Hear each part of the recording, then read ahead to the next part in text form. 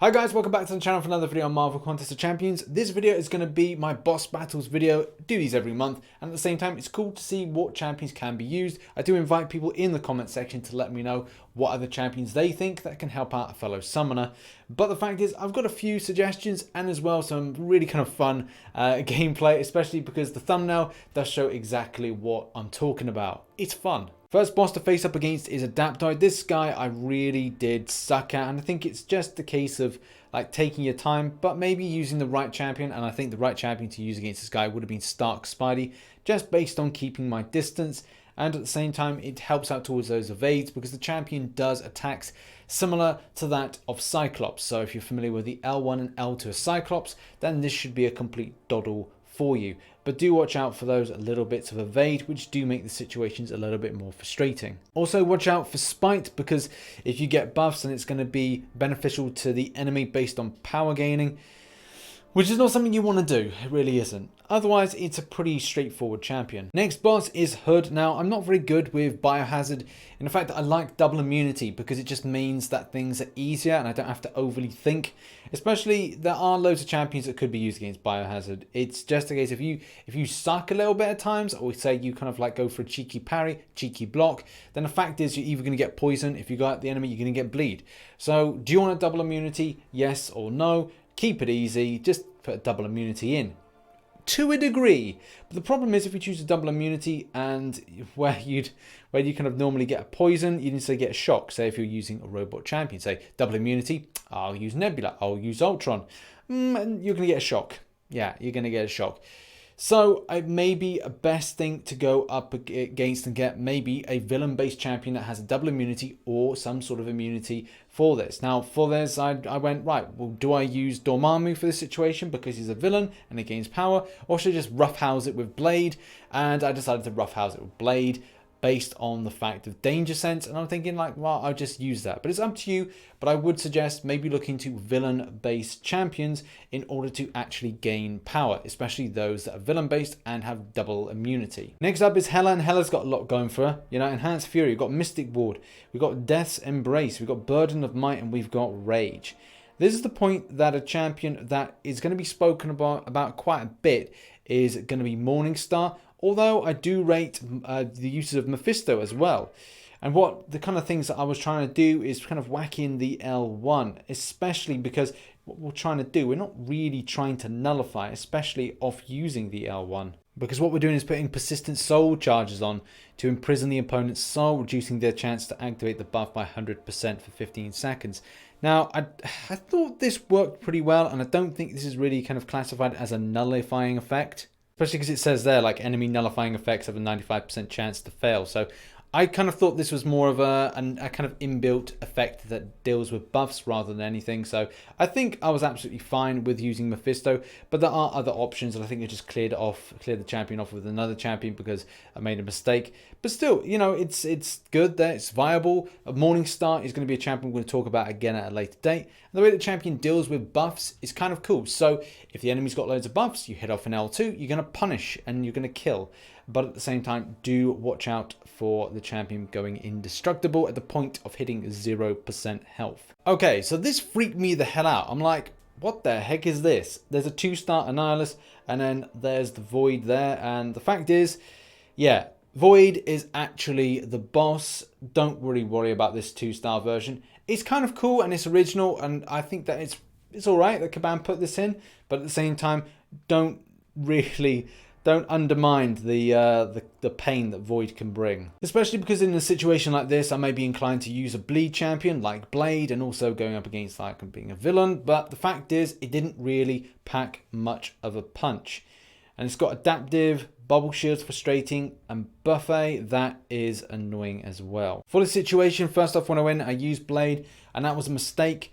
I was just like, man, I'll just go in. I like to live dangerously, as you know. But I found that utilizing Stark Spidey was the best for this. A lot of really strong champions, maybe champions that interact with scaling. Ghost I think is going to be a fantastic champion for a lot of the content. But the fact is, I really did rate using Stark Spidey against Void because I just wanted to keep my distance And even though we're building up that physical and energy resistance, the fact is keep your distance, build up those 10 poises and hitting a good strong amount of damage. But also you're going to hear the name Ronin being thrown around quite a bit, and there could be viability with that in this situation. That's only because the energy as well as the physical resistance are still classed as buffs. Don't quote me on that. I'm pretty certain that is the case, especially because that's going to come up again with Annihilus. And this champion is really good against this, like spamming the L1 and just doing the huge amount of damage, which is going to be incredibly impressive. Though I didn't use it to begin with, it's just a champion that in hindsight may be good for this, but I need to do further testing. Next up, we've got a Rocky party here. Look at this. All those 4 things and 1 Human Torch in the middle. I always find the thing pretty annoying, and it's usually a case of trying to put in bleed effects, and Blade was a good champion for this because I was just spamming all those bleeds. But champions that do loads of bleeds kind of cancel out some of the ability of the thing. Do mean that it makes it a little bit easier, but it's up to you how you want to play this. At times I've used Stark Spidey, just build up to 10 poisons and smack in. But there are other options to take down the thing. And with the key being keep your distance, the same way being the same with Human Torch, then I employ the same method, even though Limber's on, which is annoying. There also is the aspect that you've got to watch out for the Incinerate, and most of the time if you do bleed, and I thought, oh, I'll just throw in Archangel and just see about doing some kind of neurotoxin. Yeah, it took a bit of damage down, but it was mainly a case I was sending my pawns in first, and then I was sending in the big boys later.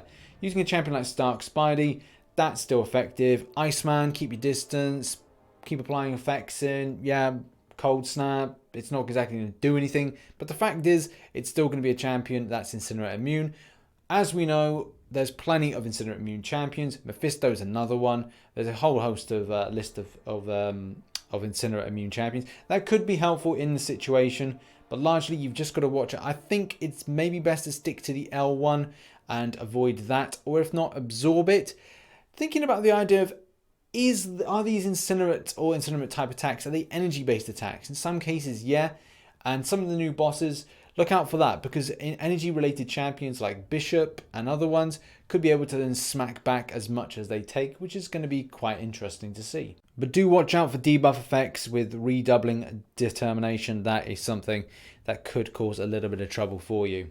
Okay, quick word of warning, and that is over Human Torch in the last quest. So when you're going up against Annihilus and you've got loads of these Human Torches around, do look out for start on 2 bars of power and cornered. Yeah, this is a little bit painful, and I think through my first attempt with this, it was a case of I just got completely scuffed the heck and back because I was using Blade. And I was like, do you know what? I'll just do that.